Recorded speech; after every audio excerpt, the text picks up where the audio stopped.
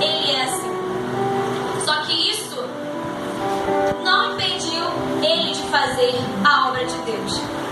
E eu já começo a dizer aqui que muitas das vezes nós mesmos limitamos de fazer a vontade de Deus porque colocamos em nós caráter que não foi Cristo que colocou.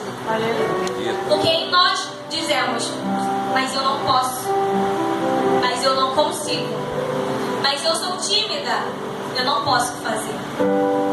Mas Pedro, mesmo sendo impulsivo, ele fez a obra de Deus. E Pedro, ele tinha uma personalidade de líder, mas muitas das vezes ele foi imaturo. E quantas das vezes nós temos um caráter de líder, mas não sabemos administrar as coisas. Mas Pedro, ele teve profundas experiências com Cristo. Quando Jesus chamou ele simplesmente largou tudo que ele estava fazendo e ele foi seguir. Pedro, quando Jesus falou: vem ser pescador de almas, ele não ligou para nada. Ele foi caminhar com Cristo. E nessa caminhada, ele teve experiências profundas. Qual? Ele andou sobre as águas. E nessa mesma caminhada que ele anda com as águas, com Cristo, ele também tem medo, ele tem algumas fragilidades, podemos dizer assim. Ele fica com medo. Mas o medo não impediu ele de continuar a caminhar com as águas. Por quê? Porque alguém estava do lado dele. Aleluia. Como a música disse, ele segurou na mão dele. Eu não sei se você entende, mas muitas das vezes o propósito afasta de você porque nós temos medos. Mas hoje eu vim te dizer que tem alguém que está segurando na sua mão. Jesus amava Pedro. E Pedro amava Jesus. E quantas das vezes nós também amamos Jesus, mas também negamos ele. Só que nessa que Pedro nega Jesus, e me chama muita atenção, é porque ele se arrepende. E o verdadeiro arrependimento, ele vai trazer mudanças para a vida de Pedro. Eu não sei se você entende, mas Pedro, ele negou, sim, Gabriel, ele negou, mas ele se arrependeu. E esse arrependimento também traz um arrependimento. E qual é esse arrependimento? Ele volta a pescar. Só que o que me chama a atenção é que ele volta a pescar. Só que Jesus morre e ele ressuscita. E quando ele ressuscita, Maria Madalena vai e corre para chamar quem? Simão Pedro. Eu não sei se você ainda conseguiu entender, mas ele negou, Gabriel, ele negou, mas ele se arrependeu, ele voltou a pescar. Quando Jesus morre, que é a pessoa que ele ama, ele volta para os caminhos. E aí nessa volta, ele vai até o quê? Ao sepulcro. E ele vê que o mestre não está mais lá. E quando ele vê que o mestre não está mais lá, ele com certeza se perguntou: e agora? Eu neguei ele morreu, ele ressuscitou, e agora? Só que a Bíblia vai me dizer que Jesus vai até o lado e encontra Pedro. E quando ele encontra Pedro, eles pescam. E essa pesca traz muito peixe. E essa pesca não só abençoa a vida de Pedro, mas abençoa a vida também de outras pessoas. E quando ele se arrepende, o caráter de Pedro é transformado. Antes, alguém que era impossível, que não controlava as suas emoções, ele agora vai começar ao seu ministério. Lá no dia de Pentecoste, ele estava presente, ele e os discípulos. E quando ele está no dia de Pentecoste, Pedro prega e 3.000 almas se arrependem. E aí começa o ministério dele. Por quê? Porque ele entendeu que para quando ele tem um encontro com Cristo, as coisas passadas ficam para trás e eis que tudo se fez novo. Ele entende que quando ele tem um encontro com Cristo, o que ele fazia antes, agora ele não faz mais. E quando ele escreve essa carta de Pedro, ele está encorajando aos cristãos que estão sofrendo perseguições, que estão sofrendo lutas e que até mesmo foram jogados na prisão. E aí ele escreve, dizendo: mas vocês são uma geração eleita, um povo santo, um sacerdócio real, do qual eu chamei para pregar e trazer luz. Jovens, e isso me chama muito atenção, porque Deus, Ele nos separou para trazer luz.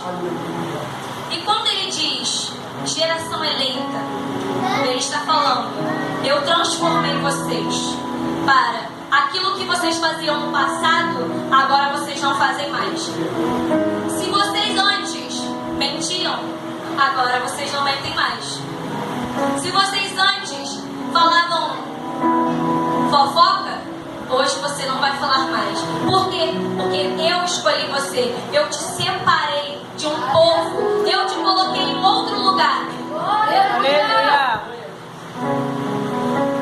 Glória a Deus. E essa é uma geração que é transformada. Num horário desse, Yasmin, quem diria que a gente estaria aqui? Mas é porque foi Ele que nos alcançou. Porque olhando pra gente, nós colocamos defeitos dizendo: não, mas eu não vou não porque eu tô cansada. Mas eu não vou não porque eu sou tímida. Mas eu não vou fazer não porque eu tenho muitos defeitos. Mas nessa noite Deus olhando pra você e tá dizendo: eu não tô preocupada com os seus defeitos. Porque da mesma maneira que eu transformei Pedro, eu transformo também você. Porque da mesma maneira que eu transformei outras pessoas, eu também posso transformar você. Mas eu só preciso de uma coisa: que você olhe para mim e que você deixe eu transformar a sua vida. Porque aquilo que você fazia no passado, agora não, você não vai fazer mais. Por quê? Porque você é um povo escolhido, fui eu que te escolhi. Glória a Deus! E jovens, muitas das vezes nós sentimos as aflições da vida. Por quê? Porque é normal cristão sentir isso. Cristo também sentiu. Só que essas aflições da vida, ela não vai impedir o que Deus tem pra mim e pra você. Aleluia! As tribulações, ela não vai impedir o que Deus tem pra fazer na sua vida. Mas essa decisão só precisa de um posicionamento seu. É você que tem que decidir. Não, hoje eu estou disposta a ser diferente. Hoje eu estou disposta a ser transformada. Porque o que Deus pode fazer na sua vida já foi liberado há muito tempo. E é só nós mesmos que atrasamos aquilo que Deus colocou para você fazer. Somos nós mesmos que atrasamos o ministério de Deus na nossa vida. Por quê? Porque estamos preocupados se vamos conseguir, se falamos bem. Mas Deus, Ele não está preocupado se você fala bem, porque é Ele que vai te ensinar. Ele não está preocupado se você não sabe falar, porque é Ele que vai te ensinar. Ele não está preocupado se você é timidez, se você é tímido, porque pode parecer ou não, mas eu também era tímida. Pode parecer ou não, mas quantas vezes eu quis fugir disso aqui? Pode parecer ou não, obreiro tímida. Mas como a música vai dizer, Ele vai estar sempre ao meu lado, segurando a minha mão, me consolando, dizendo que vai ser difícil, vai sim, mas eu vou estar com você, porque eu te chamei, porque você é uma nação, porque eu tenho um plano contigo. E para viver esse plano, nós temos que renunciar às coisas. E renunciar é muito complicado, vamos dizer assim, porque eu quero ir para o sul, mas é Deus falando: mas você vai para o norte.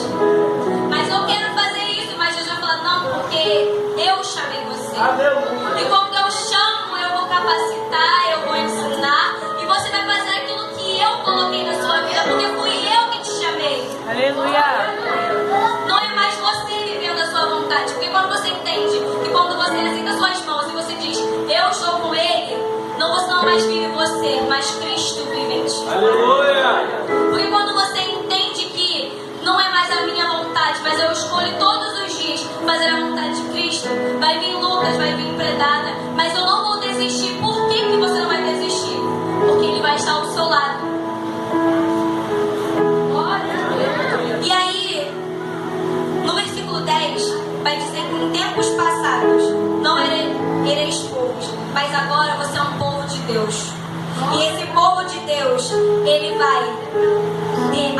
alcançado misericórdia e as coisas passadas não serão mais feitas. Ou seja, você é um povo santo, então agora você não peca mais, agora você não faz mais nada de errado. Por quê? Porque você foi alcançado pela misericórdia de Cristo.